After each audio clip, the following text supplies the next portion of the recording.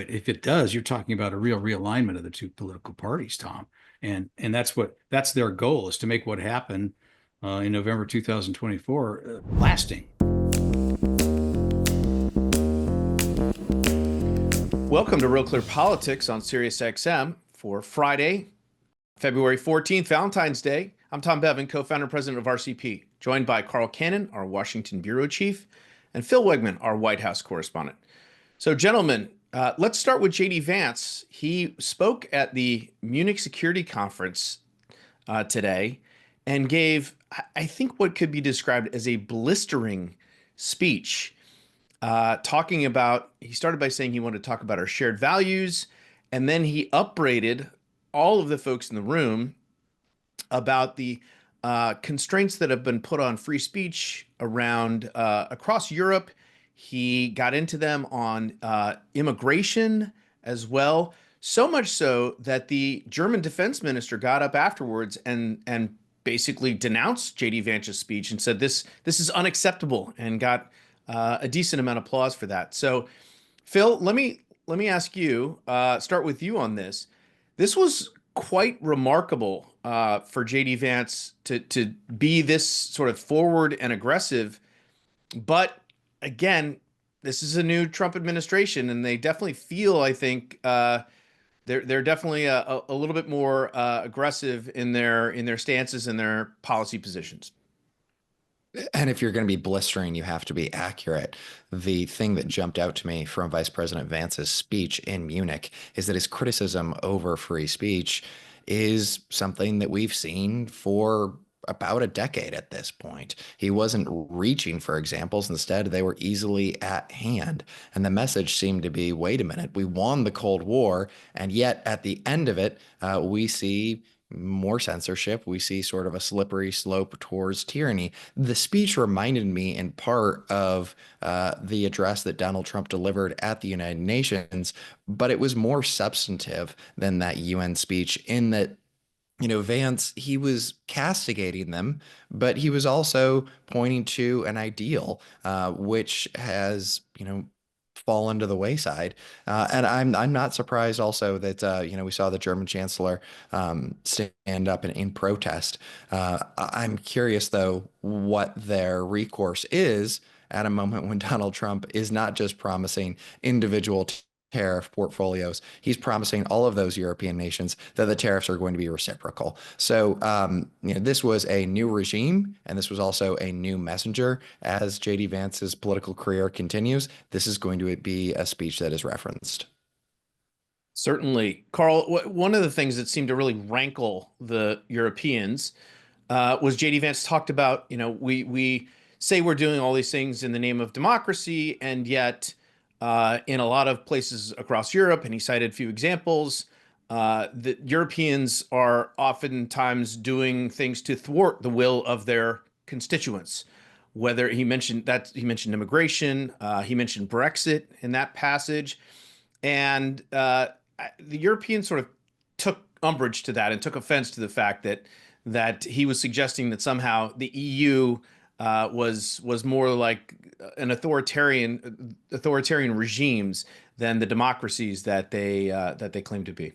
Well, when you go and get a group of people together and sit them down and say, you all suck, basically, there's going to be some pushback and some people who are going to think, we don't really suck that bad. But this is an interesting thing. So, we forget how young this administration is. It's February 14th. They came in office on January 20th. Vice presidential nominees and vice presidents have played a historical role in American politics of being the attack dog. And not always, but it's sort of understood on the campaign trail in America. And Vance seems to have taken that now, international. And it was a little jarring. I like Phil, though. What he said may have been undiplomatic. I'm not sure it was untrue. The context, by the way, for German resentment is not just tariffs and also being told you suck. It's also Ukraine. And, Donald Trump insisted when he was president the first time that the NATO partners had been reneging for decades on their responsibility. Basically, there's some wiggle room, but, just roughly spend 2% of your gross national product on defense, and they hadn't been. Well, they are now. And so Trump's response when he comes in office the second time is, oh, by the way, that's not enough, 2%. We want more than that. And they've been hearing these rumblings about Ukraine, where J.D. Vance and Pete Hegseth and Donald Trump have been sort of murmuring about, about how this peace will look, not very favorable to Ukraine. And I think they resent that. So that's the context of this. But on the free speech part of it, I think Vance is sincere about that. You'll remember this, both of you, in the debate, his debate with Tim Walz during the campaign. Walz basically saved his best shot for last. He didn't have a strong debate, but at the end he said, are you still a, election denier? And you should, if you are, you should deny that. And, democracy, Walz's point was democracy can't really succeed if the losing side won't accept the outcome of election. Vance's response to that, he parried that. And he said, we've talked about this before on our podcast. He basically said, well, this regime, this democratic regime, doesn't believe in free speech anymore. And he suggested that's a bigger threat to democracy. So that's this, as Phil said, there's a context here. And I think this debate's going to continue.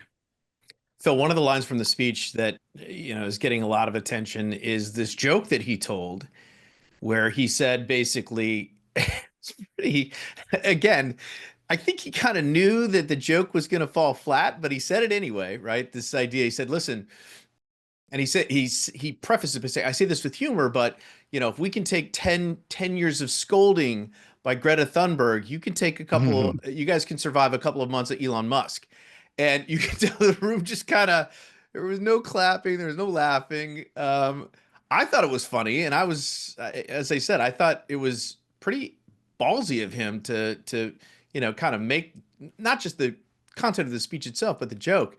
But didn't really go over in the room as even he expected. The Europeans have no sense of humor, and I'm curious if they have any culture left. I mean, or really a sense of gratitude. I mean, the United States has saved that continent at least twice over. We're keeping the lights on in Ukraine currently. It's difficult to point to a single sick man of Europe anymore. It seems to be the entire continent. They are not leading the way globally. Instead, they seem to be caught in a larger power struggle between the United States and China. And the real disappointing thing here is, what European discernment is there? Did they think that J.D. Vance was joking? Did they think that Donald Trump wasn't serious this time around? They could laugh at Trump during his first term. All right, he's outlandish and kind of boorish.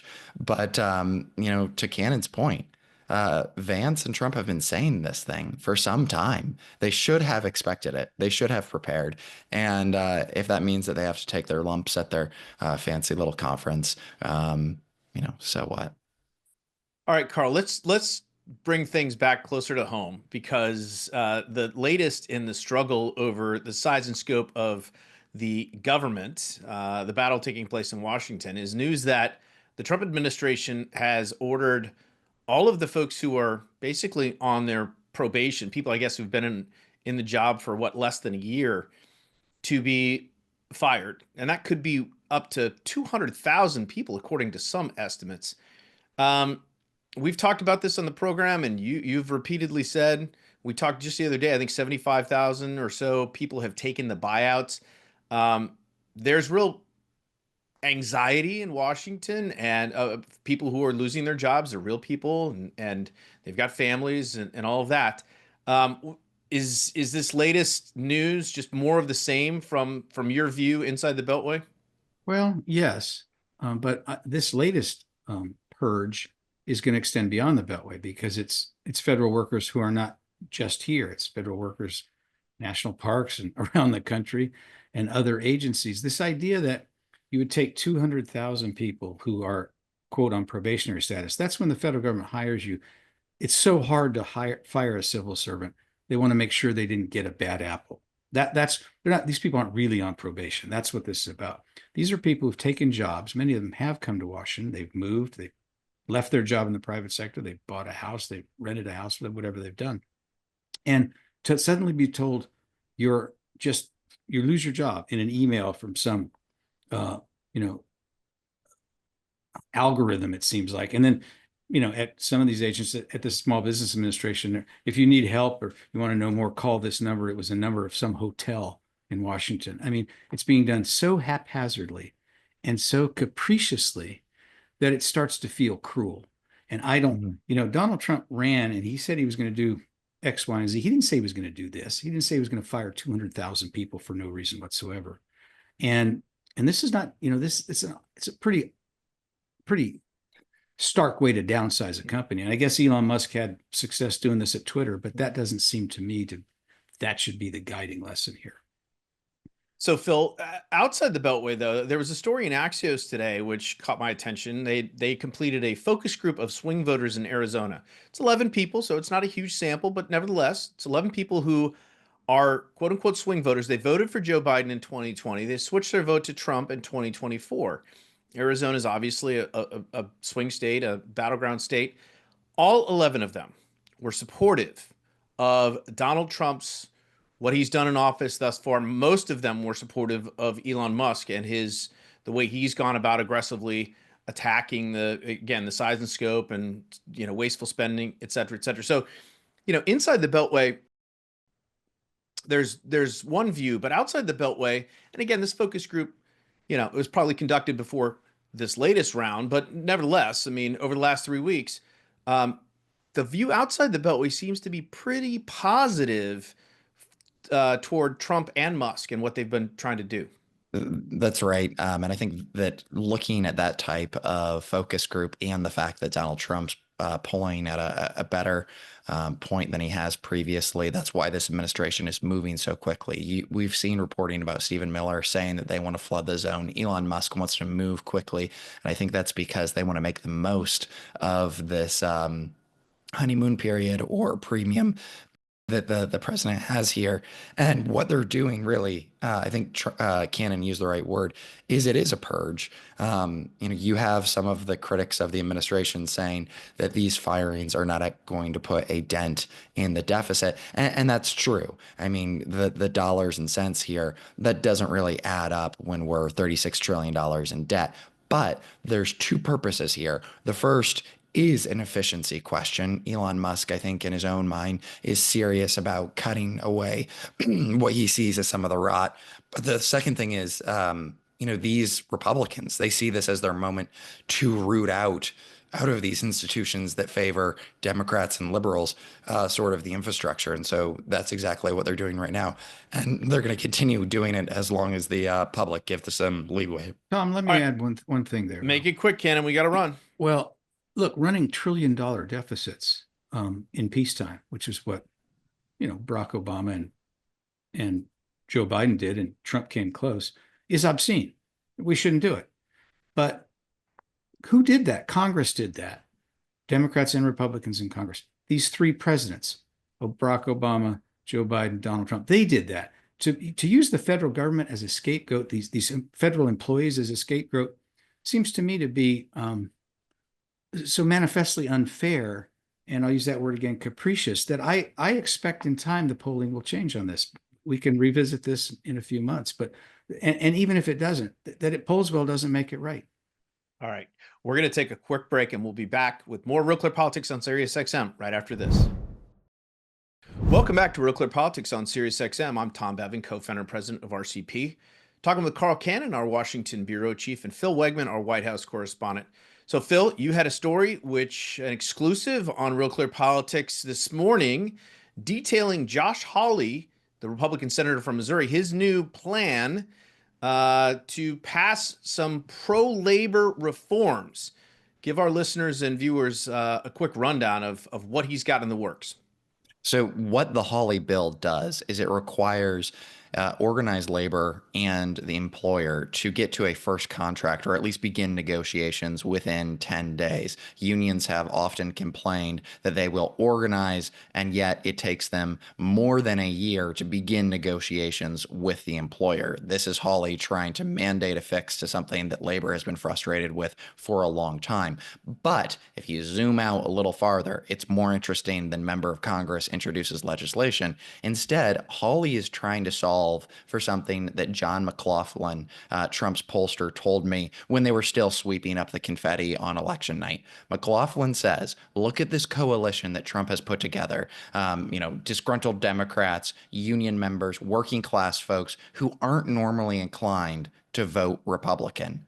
And he says the GOP is just renting them. Hawley is looking at this and saying, how do we keep these folks in the Republican fold? How do we convince union voters to stick around? And in my conversations with the Teamsters and some other pro-union folks, they see this type of legislation as doing exactly that. And already it has some Democratic co-sponsors. You've got Cory Booker, who has promised to sign on, Gary Peters of Michigan. This is Hawley, a heterodox Republican's attempt to really put a down payment on those not traditionally normal Republicans, keep them in the fold. This is his project. And, as we report in the story, he's got Trump's blessing. Carl, what about this? I mean, Hawley's a conservative. There's no question about that. But suddenly, he is taking stances, and this bill in particular that is very sort of traditionally Democratic, pro-union, pro-labor. Is that we don't wise on his part? Is it going to accomplish what he wants to accomplish, which is to make these voters, a permanent part of the GOP coalition? Well, that's the big story. But if it does, you're talking about a real realignment of the two political parties, Tom. And that's their goal, is to make what happened in November 2024 lasting. I won't say permanent, but last for a while. And obviously, Donald Trump is thinking along these lines. You look at his labor secretary that he appointed, who's defended her and who's touted her, Elizabeth Warren. And Phil points out in his story, this Josh Hawley bill is one, you think it came from Bernie Sanders. So I don't know if it's going to pass. If it does, it'll be a bipartisan bill. There are some Republicans who won't go for it. But this idea that working class people are going to be brought in, Ronald Reagan kept them in the party for a long time. This is Reagan Democrats 2.0. This is saying we're the party of working people. The other thing is that Trump's being sued by all these unions, but they're public employee unions, not private sector unions. And what this administration is trying to do is what Republicans have tried to do for a long time. Say, we're not necessarily anti-labor. We just don't think public employees union. We're for the steelworkers. We're for the AFL-CIO. That's the other. They're trying to drive a wedge between the public and private unions. That hasn't been done yet. And this would be an interesting development if they could do that. Phil, we got just a couple of minutes left, but that was one thing that jumped out at me from the story, was this talk about Trump's nominee for labor secretary, Lori Chavez-DeRemer. She's a former Democrat. A lot of Republicans, were kind of upset at that pick. They didn't like this pick. And Hawley says in the story, I think she'll be terrific. That was eye-opening. So Hawley is a little farther along in his conversion on this question than other Republicans. The opposition to Chavez-DeRemer is that she, as a member of Congress, supported the PRO Act, which of course would prohibit some of these state right-to-work laws. Well, as Rand Paul is saying, this is a non-starter for her, and says that she could lose as many as 15 Republican votes. Hawley has already said that he opposes right-to-work laws.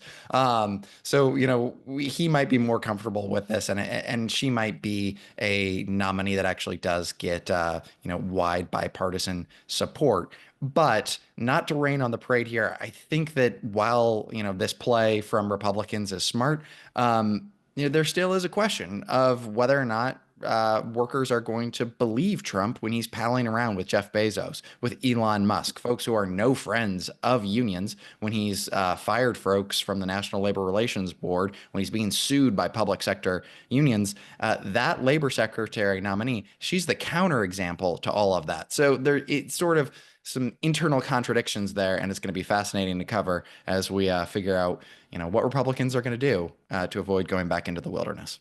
Carl, I'm going to give you the last word, but we only got 30 seconds, and I know it takes you about 2 minutes to clear your throat. The point of this, though, is that Donald Trump's no longer going to be around. This is about the future of the Republican Party that's coming up pretty darn quickly. Well, that's right. And so, we need to know where J.D. Vance is going to be on this. I can imagine a scenario where he's the tie-breaking vote. You start to think after Trump, who are the people? Donald Trump, uh, JD Vance, Josh Hawley wants to be in that conversation. And that's partly what this is about. All And right. we know where the vice president is because I asked him this summer on the labor question. I asked him about right to work. He was agnostic, but he said that the job of the administration was to make the life of unions easier, not harder. All right. Well, Phil gets the last word. All right. We are going to leave it there. I'm Tom Bevan. We'll be back with more Real Clear Politics on SiriusXM after this. Welcome back to the show. I'm Carl Cannon, Washington Bureau Chief, Real Clear Politics. Talking now with Jonathan Turley, George Washington University law professor and frequent commentator on American public life, especially the First Amendment, judicial system. He's the author of The Indispensable Right, Free Speech in an Age of Rage. But we talked about that when that book came out, John. I want to revisit that and see what the reaction's been. I like the book and said so. What kind of feedback have you got? And then a little teaser to our listeners and viewers. I want to talk about the book you're working on now. Well, Carl, it's great to be with you again as one of the great defenders of free speech, and so it's always a pleasure to have this type of dialogue. And the response to the book has been very positive. I'm happy to say I just did a lecture at Stanford University, which has had a great deal of problems with free speech, and I was very gladdened actually to speak with many faculty as part of that lecture that are committed to free speech and want to resume this struggle to try to restore free speech protections in higher education. And as I say in The Indispensable Right, the anti-free speech movement that we're dealing with today really began in higher education in the United States. There are two movements going on. One is a movement that swept over Europe, and that tide has certainly reached our shores. But our own homegrown movement began in higher education and then metastasized in media and government and corporations. But the key here is that if we're really going to make inroads, we're going to have to struggle with the hardest of those silos, which is higher education, to try to bring greater intellectual diversity and free speech protections back to our universities. And even some liberal professors who've been silent for years as their colleagues have been fired and suspended are now beginning to acknowledge that this has gotten to be too extreme, that they have virtually eliminated dissenting voices from faculty. Many departments have virtually no conservatives or libertarians. They are virtually 100% liberal and democratic. And that has an impact on our mission to teach students. But Well, I'm also, when you think about Stanford, John, I just was remembering this sort of reached its sort of height or maybe nadir at Stanford at the law school when a federal judge was invited there and basically shouted off the stage, called names. These law students at Stanford who are presumably studying constitutional law think that the heckler's veto is their birthright. And but it sounds like I'm curious, is the fever broken? It sounds like you had a different experience at Stanford. well, it's hard to say. This was a faculty series, and I don't believe the fever has broken at Stanford. What part of the problem I had with the Stanford incident is not just the incident itself, which was bizarre because you had Judge Duncan there to speak with law students, many of whom would like to clerk for him on the Court of Appeals. And then when he finally asked one of the administrators to step forward, this senior member of the law faculty administration denounced him and said, what made you think you could come and give those views here that are so triggering? And all of our jaws dropped watching that video. Now, she was ultimately let go, but what was disturbing is that after the president and the dean finally said, this is not us, we have to allow for free speech, they did nothing with regard to those students who did it. And indeed, they required all students, including the victims of this, to go through to watch a meaningless video on free speech, which the students mocked. And that was how Stanford responded to one of the most serious violations of free speech in its history. But I have to say that there is a critical change in one respect, Carl, and that is the book talks about the book really talks about our understanding of free speech through the personalities and periods that helped us form our view of free speech. And one of those periods was indeed one of the most dark, which is the Adams administration. John Adams became a colossal hypocrite. He violated everything he believed in or said he believed in during the revolution and tried to actually punish, even execute his opponents. And Jefferson pardoned all those people, but after all, they were Jeffersonians, but he also went after his political opponents.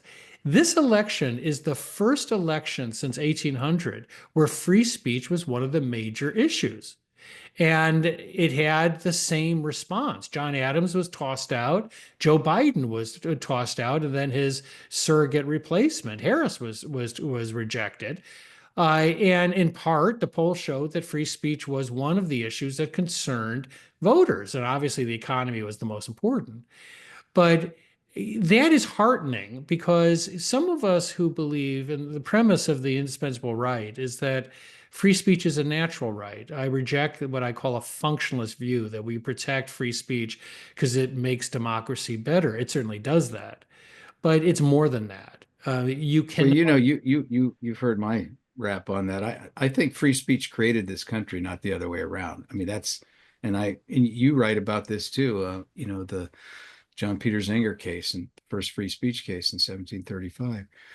Let me do a quick update to our listeners and readers. You're listening to Real Clear Politics on Sirius XM Radio. I'm Carl Cannon, Washington Bureau Chief of RCP, talking now with John Turley, a friend of mine and a friend of the First Amendment, more importantly. John, that's a good time. Jonathan's a professor, a law professor at George Washington University. John, you just won the Samizdat Prize given by the Real Clear Foundation. What was that? In case our listeners don't know about that, briefly, what was that like? That experience? Well, first of all, it was a great honor. I was there with the CEO of X, for example, who was one of the co-recipients. But one of the most memorable aspects was to receive that award from your hands because it means a lot to gather people who have fought for free speech for so long. To remind us that we're not alone. That's the point of this prize, is to, from what I understand, is to show people who have been targeted, who've been canceled, who have struggled for free speech, that there is a community out there. And it's sort of what I found out at Stanford yesterday. After viewing Stanford in such a dim light, it was wonderful to see faculty who get it, who understand how important this fight is. And so Real Clear Politics has always been the most steady champion and friend of free speech.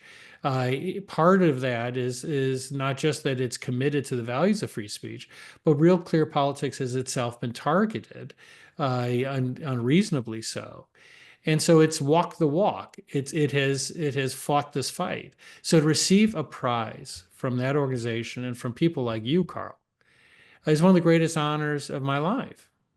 Well, thank you. That's nice. That's kind of you to say. Let's tease our readers a little bit.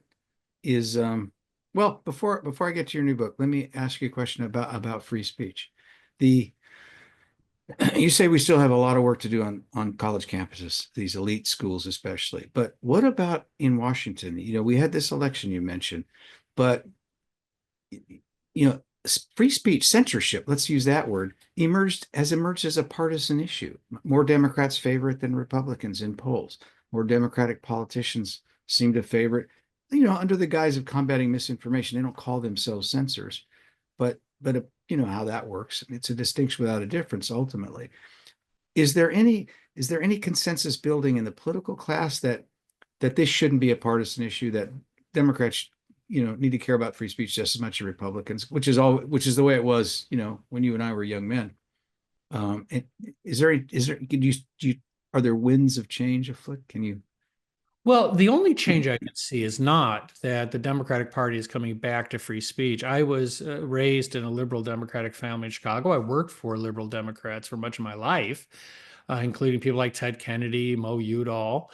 And frankly, I don't recognize the party. Free speech used to be the touchstone of the Democratic Party. And then during the Biden administration, it became committed wholly to censorship and speech regulation. That hasn't changed. I think that it's too deeply rooted now in the party. What has changed is they're not talking about it as much. That they realize that they lost the fight with the public. Companies like Facebook have realized that. You know, they had a truly creepy campaign for years where they try to convince young people to embrace so-called content moderation, and all these very happy millennials saying, hey, they're going to moderate our speech. And it didn't work. It moved the needle a little bit, but not enough. It's hard to get a free people to give up freedom. And it's particularly hard for those of us who believe free speech is a natural right, because you cannot be fully human without being able to project part of yourself in the world around you. So the change has been that they know that it's a loser. The problem is that for the last 4 years, they've created this censorship bureaucracy, this apparatus, and it extends from government to corporations to academia. Those people are not going anywhere. They identified themselves as so-called disinformation experts. The example I used once in testimony was that after the Civil War, the problem we faced was that we had a whole bunch of people who were trained in wiretapping. And when the war ended, there was no employment for wiretappers in the government. They didn't stop being wiretappers. They started to work for private companies. And it led ultimately to the federal law banning wiretapping. You're going to have the same people who are out there now, like Ronan, and they are, still calling themselves disinformation experts. And they're like live torpedoes in the water. They're just looking for places to continue this work. All right, we've got about 30 seconds left. Just give us a hint of the new book you're working on. Well, it's another book with Simon & Schuster, and we're still wrestling over the title, but it will be out by the end of the year. And it looks at democracy. Half the book looks backwards at what happened in the American Revolution and how did we define democracy? And the other half looks forward as, can democracy survive in the 21st century? And I'm talking about technological and economic changes. And the book looks historically at a tale of two cities, Philadelphia and Paris, and why one went from violence in the streets of Philadelphia to a stable democracy, and the other turned into the terrors and mass executions.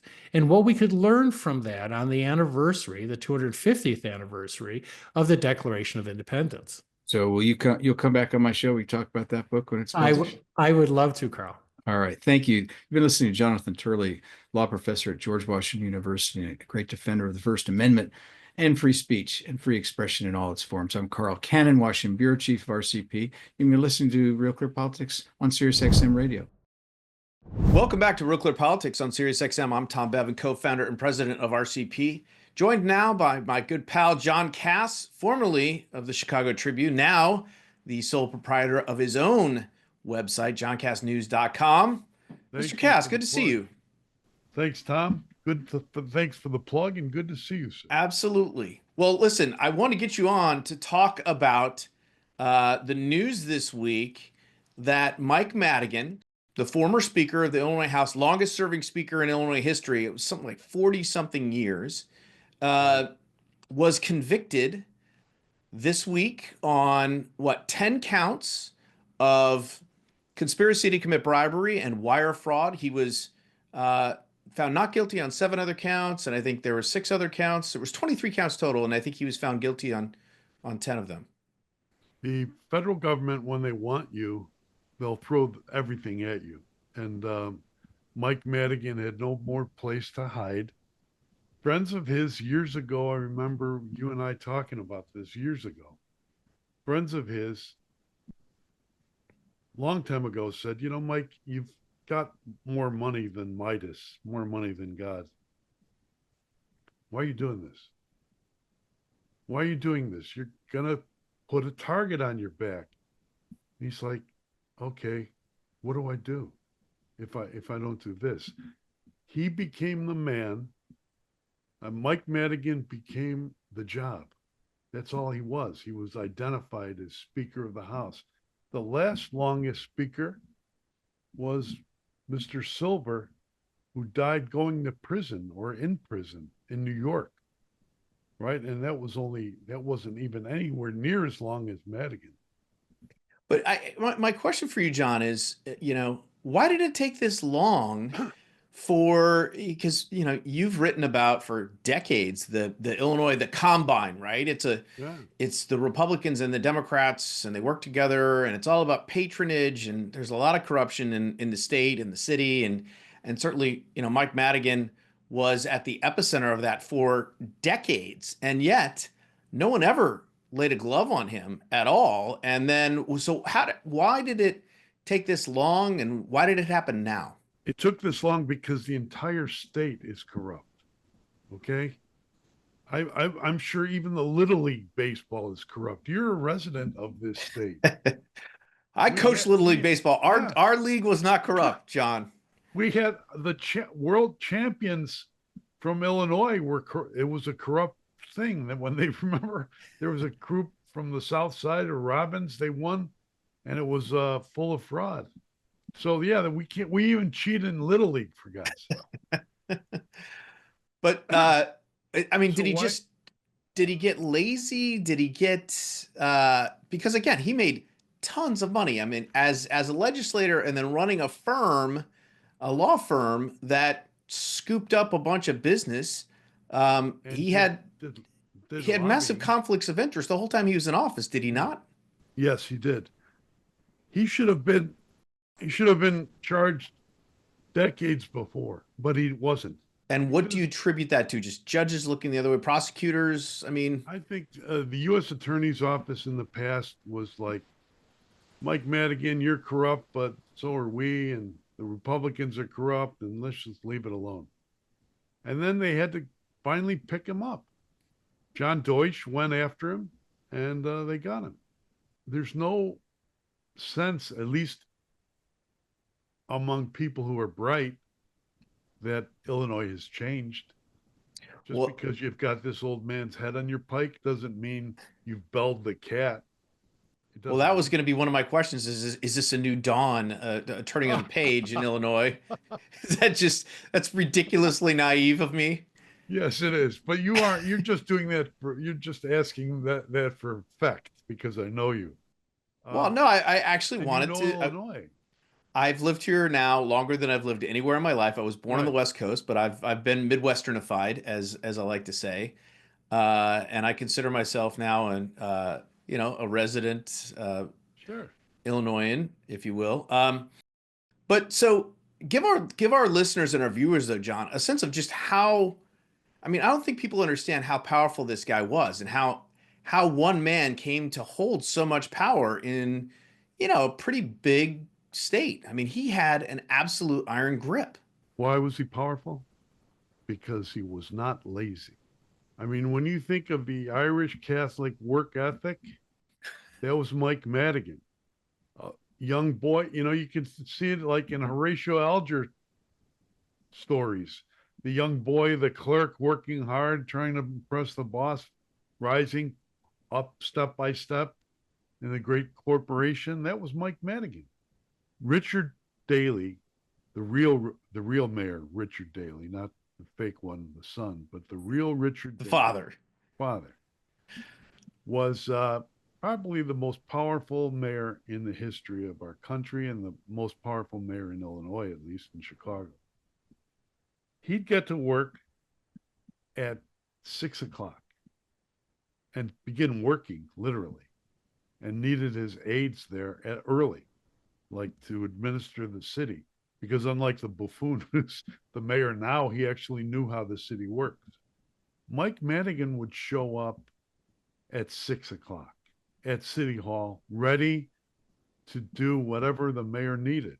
And when the mayor Daley asked him, Mike, what about this? What about that?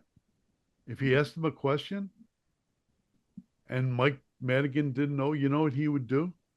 An amazing thing. He would say, I don't know, sir.